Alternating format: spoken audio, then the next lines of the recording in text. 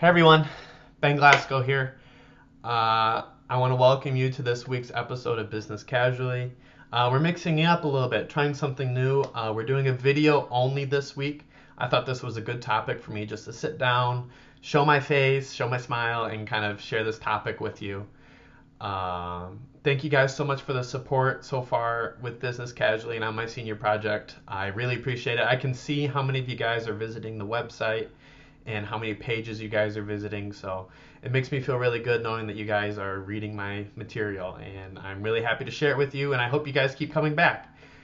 So jumping into this week we're going to talk about credit scores. I kind of hinted at it last week when we were talking about credit cards and how a credit score is so important to save you thousands of dollars when you go to make these huge loans in our lives, such as a new car loan or when we get mortgages.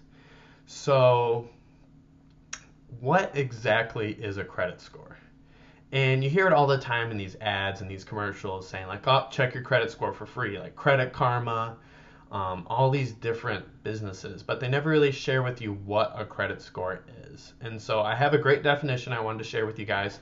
It's from Investopedia.com, and a credit score is a number between 300 and 850 that depicts a consumer's credit worthiness. And so what this means is that banks, lenders are going to look at your credit score, and based on how well you've scored, it'll determine how well of a borrower they think you are. It'll show them whether they think that you can repay the loan, make good on your interest payments.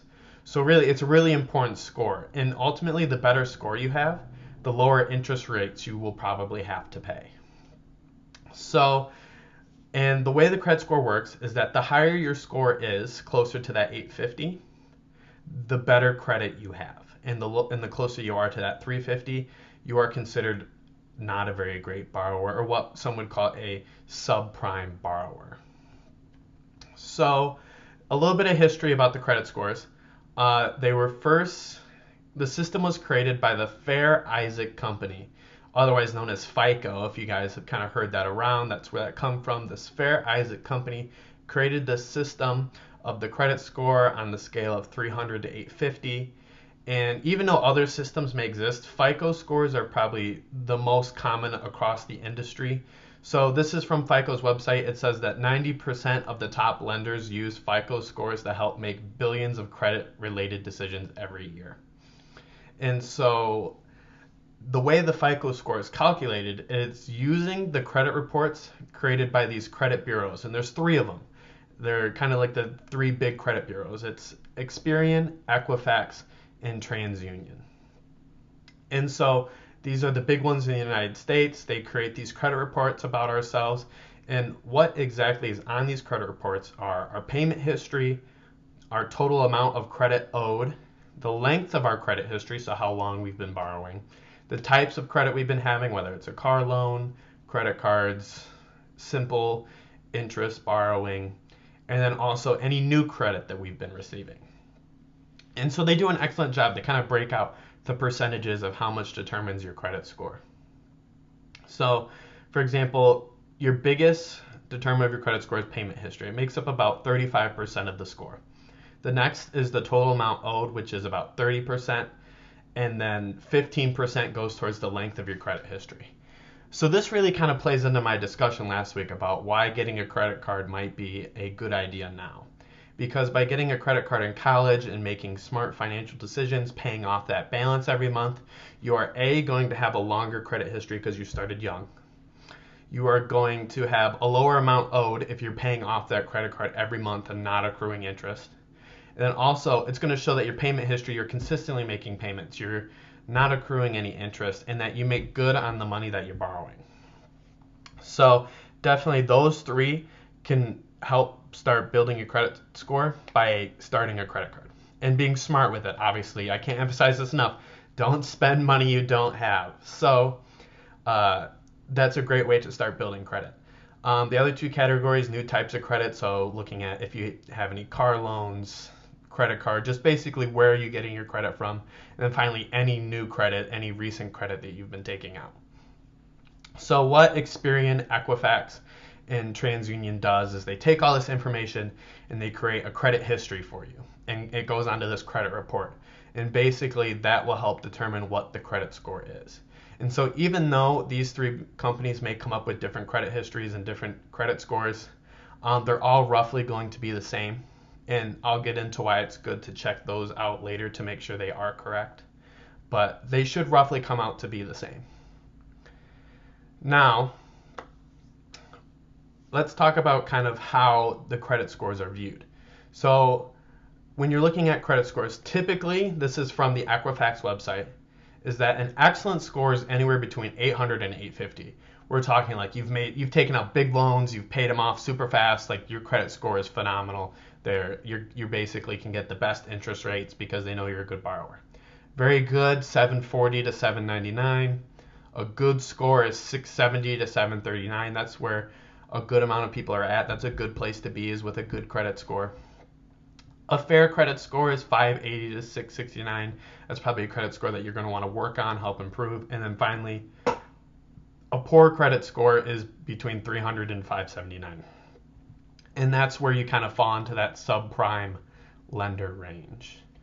And so how it kind of breaks out, how banks kind of look at your credit score, is that people with a credit score below 640 are generally considered that subprime borrowers. And so what that means is any lending institution, such as banks, when they go to give you a mortgage, you're often going to have not a conventional mortgage, it'll be a subprime mortgage, which typically means higher interest rates because they think you're more of a risky investment.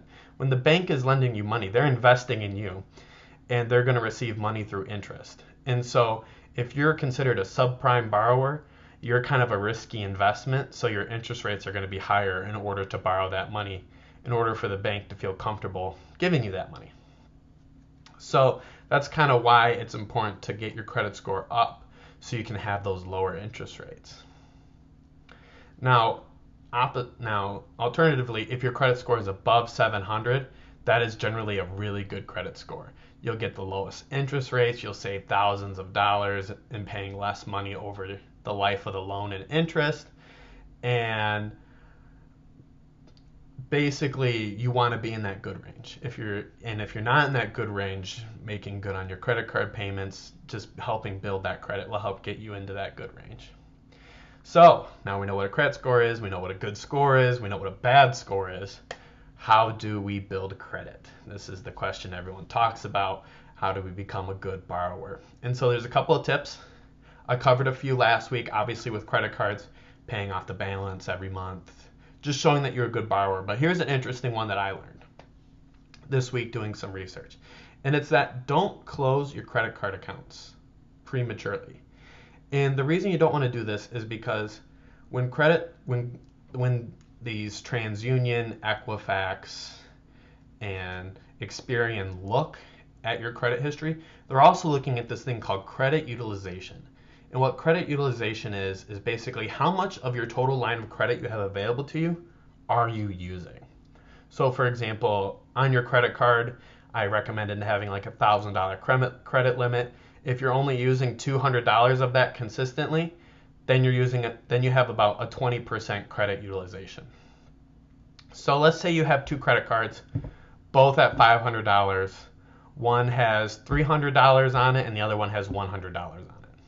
If you're sitting there thinking, why do I need two credit cards? I'm going to go ahead and cancel the credit card that has $100 of credit on it. By canceling that credit card, you take what was a 40% utilization because you had $400 in credit out of a possible $1,000 in credit you could have possibly used.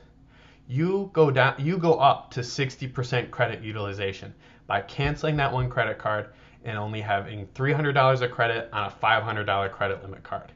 And so that's not going to look good to these credit bureaus. They're going to see that. They're going to think, oh my gosh, this person's borrowing huge amounts. And it can take quite a while to get that reputation back of being a good borrower. So you have to be smart about if you're going to cancel a credit card. You have to think through how much credit am I actually using and how is this going to affect my credit utilization rate. So that's an interesting thing I learned while researching this week to help build your credit.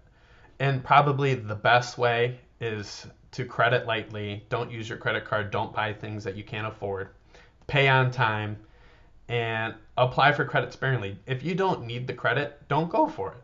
Don't if you can pay for a car in cash, pay in cash. It'll work so much better for you than having to pay interest on those loans. And just most importantly of anything else, pay off your balances. So there are plenty of resources to check your credit score. There's obviously like Credit Karma, and basically if you just look how can I get my credit score, you can find a bunch of free ways to find it. And what I recommend is using the same system every time, because those three credit bureaus could be slightly different. Whatever you find the most comfortable, whatever is the most affordable, stick with that system in order to check your credit to monitor your progress. Other than that, that pretty much covers the business of credit scores. I hope you guys learned something this week. Feel free to share with your friends, share with family, whatever you feel like doing. And I will see you guys next week. Thank you so much for tuning in to Business Casually. I'm Ben.